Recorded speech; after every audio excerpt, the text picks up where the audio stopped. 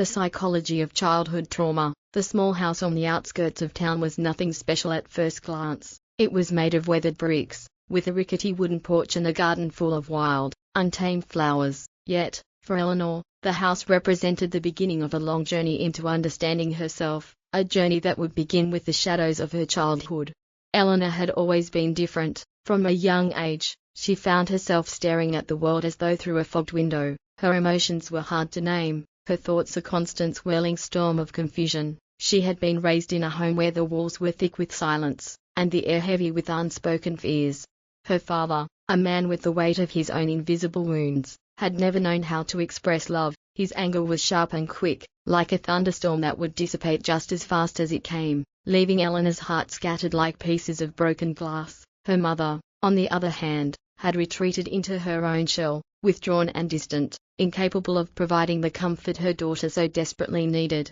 By the time Eleanor was 10, she had already learned the art of survival. She knew how to keep her voice small, her movements cautious. She'd learned how to hide her tears behind a smile, how to pretend that everything was okay, even when it wasn't. Her home had become a battlefield of emotions, where the constant tension kept her on edge, afraid of the next outburst, the next moment of complete abandonment.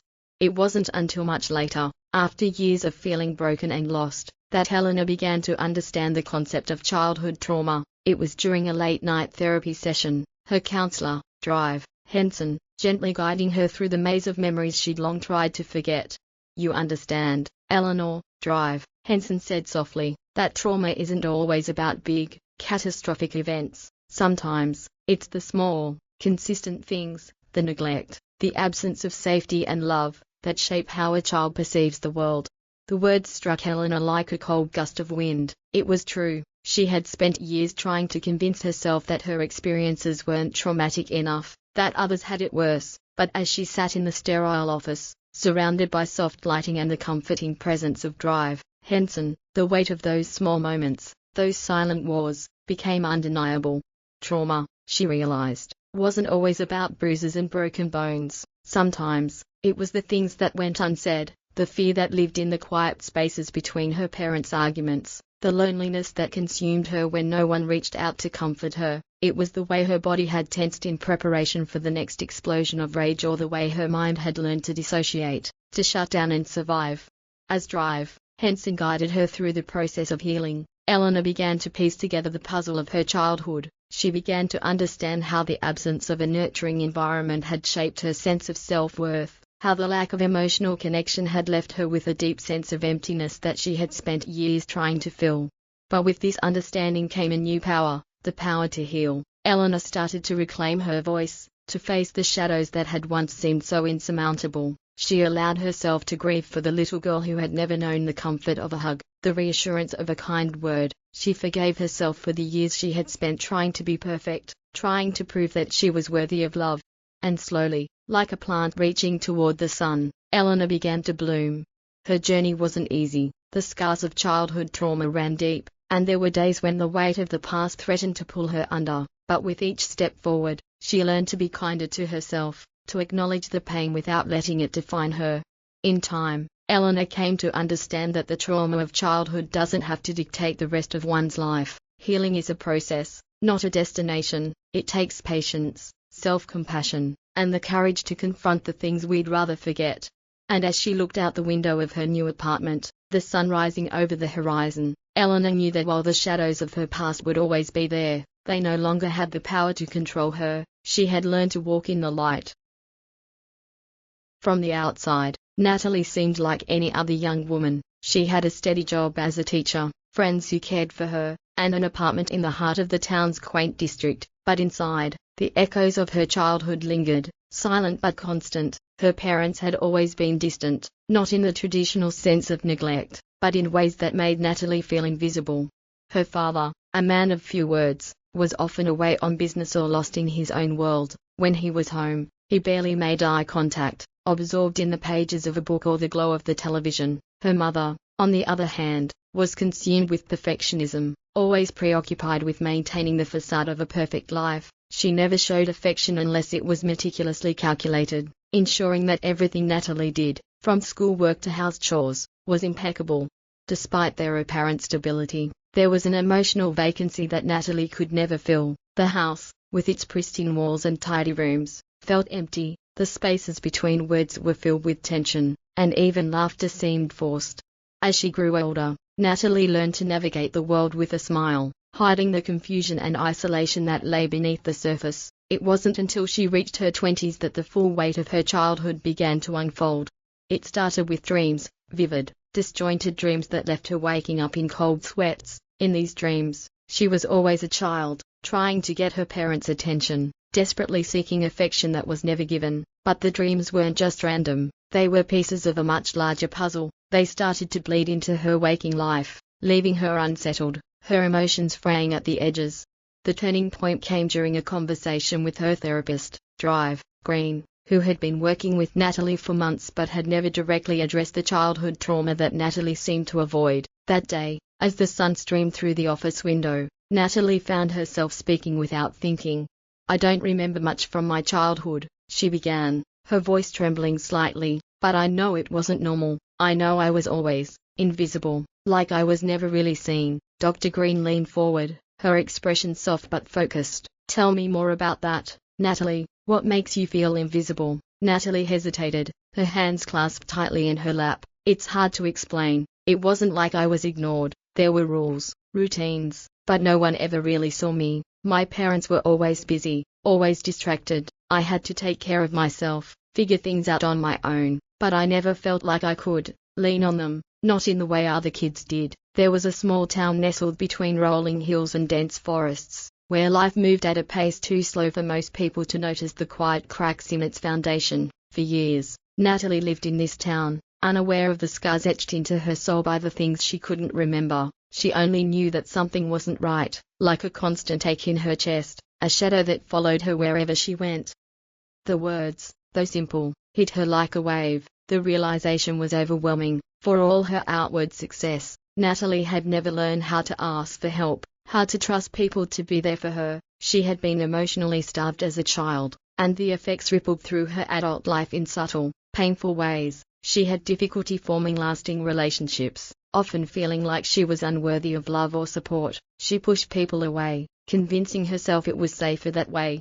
Dr. Green was quiet for a moment, letting the silence settle. Then, gently, she said, "It sounds like what you're describing is emotional neglect. It's a form of trauma, even if it wasn't something you could point to directly. When children don't receive the emotional support they need, especially from their caregivers, it leaves a lasting impact on how they view themselves and others." Natalie felt a knot tighten in her chest. Emotional neglect. The phrase was so simple, but it resonated in ways she hadn't expected. She thought back to her childhood, long hours spent alone in her room, trying to find solace in books or drawing, anything to fill the emptiness. She remembered trying to please her parents with perfect grades and spotless rooms, but always feeling like she fell short. They had been physically present but emotionally absent, and the damage, though invisible, had been profound. As weeks went by, Natalie continued her work with Green. They explored the deep well of memory she had suppressed for years, her attempts to win her parents' approval, her loneliness, and the aching feeling of being unimportant. Together, they traced the origins of her belief that she had to be perfect to be loved and that her worth was determined by how much she could accomplish on her own.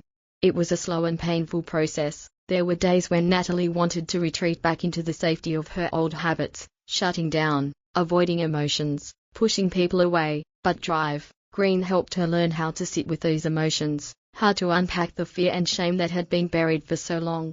Gradually, Natalie began to heal. She learned to recognize the ways in which her past had shaped her behaviors, her fears, and her relationships. She started to practice self-compassion, allowing herself to be vulnerable with others and to seek help when she needed it. She reached out to her friends, something she had once been terrified of doing, and let them know when she was struggling. Slowly, she began to understand that vulnerability wasn't a weakness, it was a strength.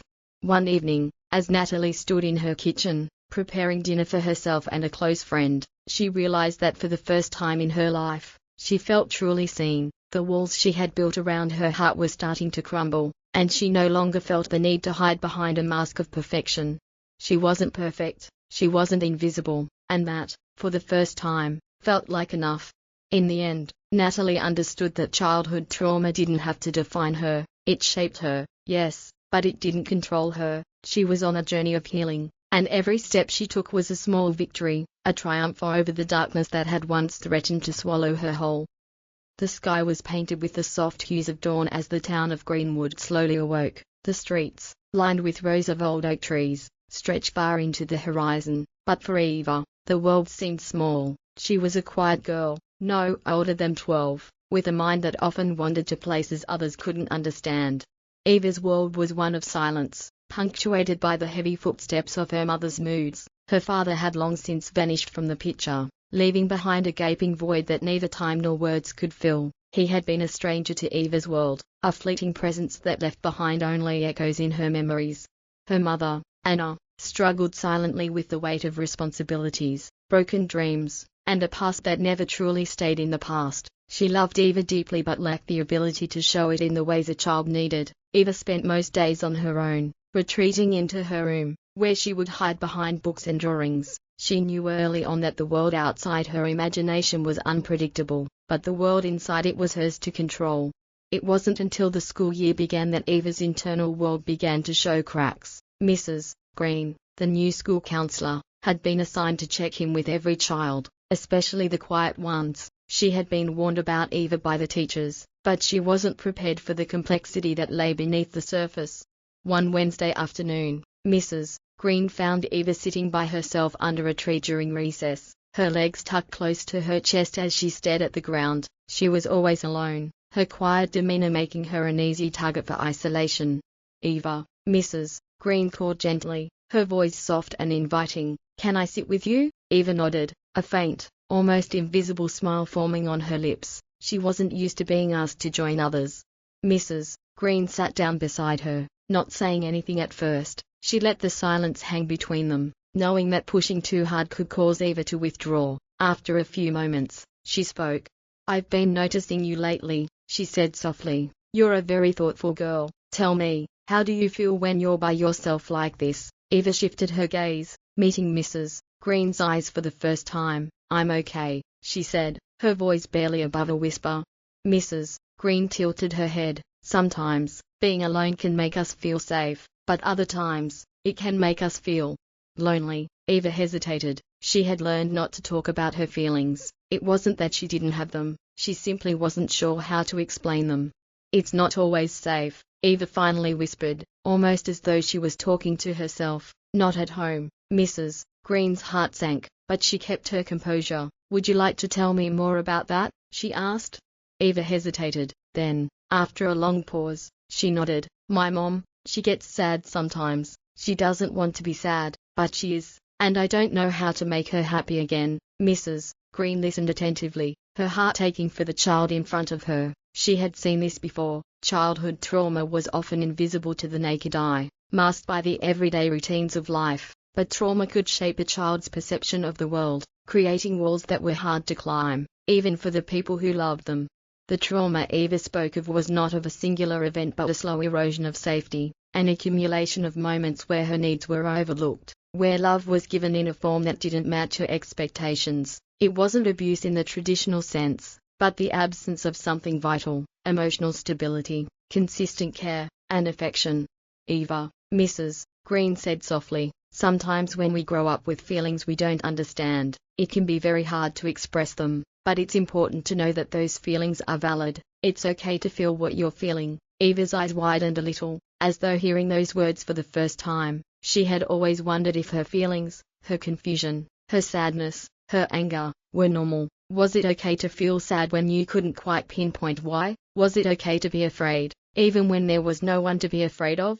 For weeks, Mrs. Green met with Eva, slowly helping her untangle the web of emotions that had become a part of her everyday life. Through gentle conversations and drawings, Eva began to realize that her emotions were not something to hide but something to understand. The counselor taught her about boundaries, how to express her needs without feeling guilty, and about self-compassion, encouraging her to treat herself with the kindness she had always given to others. But the true breakthrough came one autumn afternoon when Mrs. Green gave Eva a simple exercise. She handed her a piece of paper and asked her to draw what home felt like. Eva's pencil hovered over the paper for a long time before she began to sketch. At first, it was just a blank house, the windows empty, the door closed. But then, slowly, she drew a figure standing by the door, her mother, standing alone, with a sad face. Eva paused, biting her lip, and added a small figure standing nearby. It was her, sitting in the grass, watching her mother. Mrs. Green looked at the drawing and smiled gently. "What do you think it means?" she asked. Eva studied the picture, her brow furrowed. "It means I feel alone, even when she's there, but I want her to know I'm here for her." Mrs. Green nodded. "I think you're very strong, Eva. It takes a lot of strength to care for someone, even when you're not sure how to make them happy. But remember, you don't have to carry all of that weight alone. It's okay to ask for help." In the weeks that followed, Eva learned to trust Mrs. Green and to talk more openly about the struggles she faced at home. She realized that her mother's sadness didn't mean she wasn't loved, it just meant her mother, too, was struggling in her own way. And although the pain of that realization was sharp, it also brought with it a kind of understanding that allowed Eva to be kinder to herself. By the end of the school year, Eva's world had shifted. She was no longer the silent girl on the outside looking in. With the help of Mrs. Green, she had begun to rebuild the pieces of herself that trauma had tried to steal. She had learned that healing wasn't a straight path, but it was a path nonetheless, and sometimes, the hardest part was simply allowing yourself to walk it. The psychology of childhood trauma was complex and layered, but Eva had taken her first step toward understanding, and with that, a sense of hope flickered faintly in her heart, like the first light of dawn.